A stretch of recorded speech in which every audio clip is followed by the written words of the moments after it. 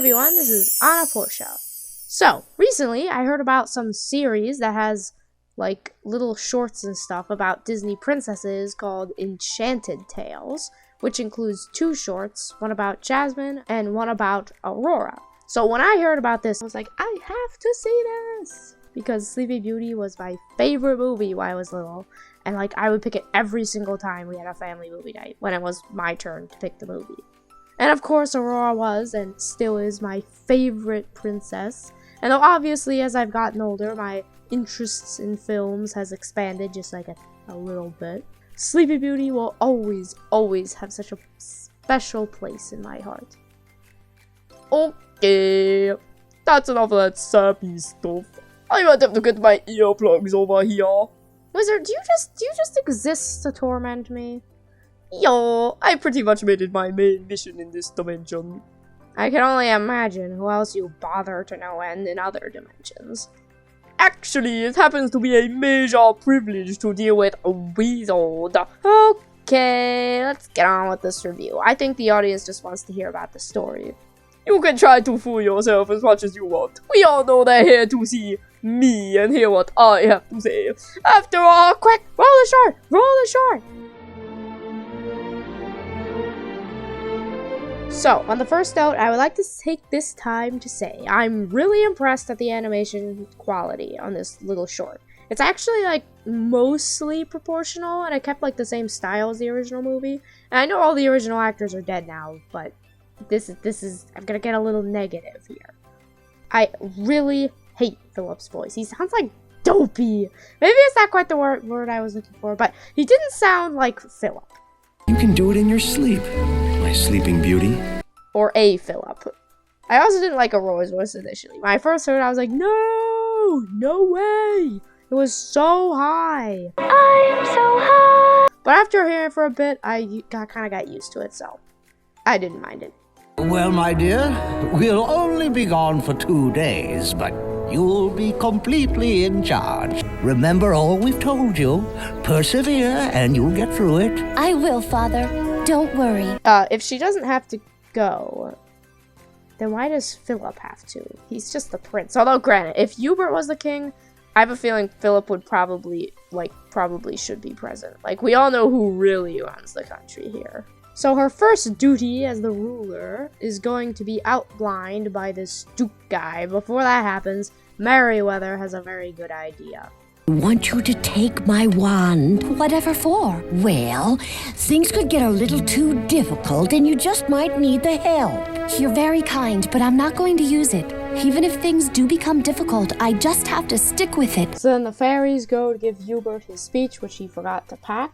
So Aurora has Merryweather's wand without any intentions of using it, but she still has it.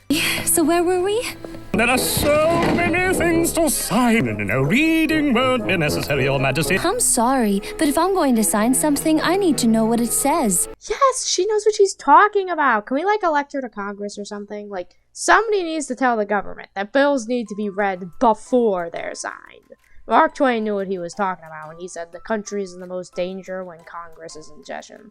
I'm paraphrasing a little bit here, but you get the general idea. So now that she did such a good job on the papers, they all fall over, and she uses the magic wand Merryweather gave her to put them back accidentally. They could pick themselves up into a nice, neat pile. Oh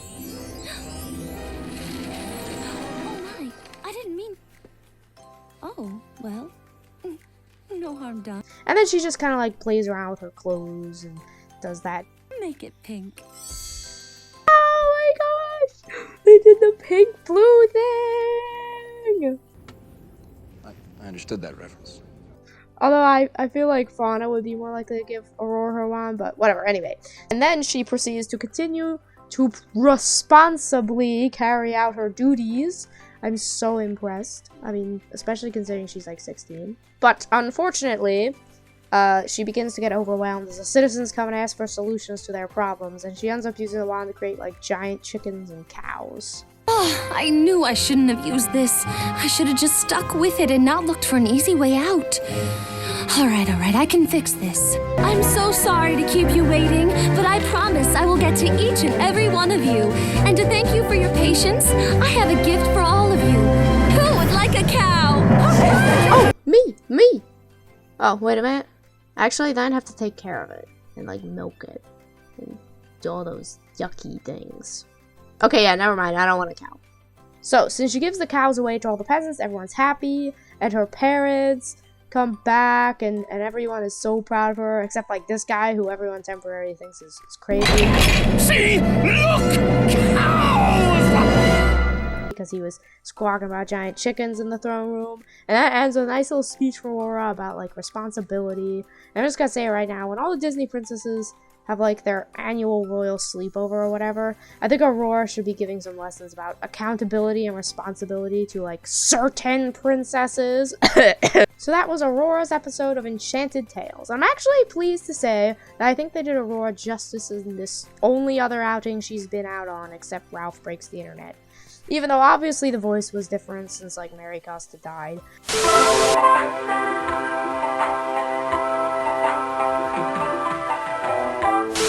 And actually, after I learned this, I was kind of like, I kind of left a little bit of a bad taste in my mouth because there was, like, this whole lawsuit going on and stuff, and they, like, replaced her and everything, so that's definitely not good. I kind of have a lot more respect for Mary Costa. I mean, I just didn't really think about it at all, but, like, I found out that she's actually, like, a big defender, like, people who used to be, like, abused as kids and, like, that kind of stuff, so, like, that's just so fitting for, like, playing a Disney princess. And she's, like, 90 years old, and she's, like, still doing this, so I just thought that was kind of cool. But, yeah, so that's one of my biggest gripes with the film. And the animation isn't necessarily top-notch, considering it was a little side project away from the major Disney animation studio. I think it was a nice little kid short. It has a good message about responsibility, and that sometimes it's hard, and we have to fix our mistakes.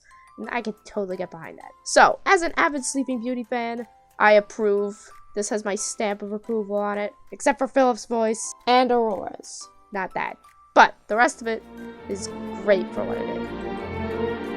And now it is time for the section that I know everyone really wanted to see. My review.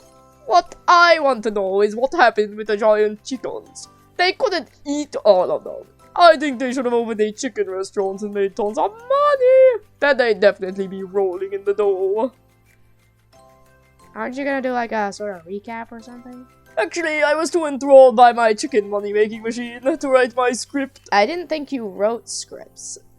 Well, you don't know very much then. Anyway, I'd give this a 1 star on the Stinkometer. Wizard, we've done like 3 reviews together. And wait, even more. This is like the 4th one or something. And like, none of them have gone over 1 star. Well, it's not my fault you keep watching stinko movies. Next time, I'll pick it, then we'll have some real entertainment. Uh-oh, I better brace myself for a lot of disco. Anyway, if you enjoyed this video, like and subscribe, and thank you so much for watching, and have an awesome rest of your day.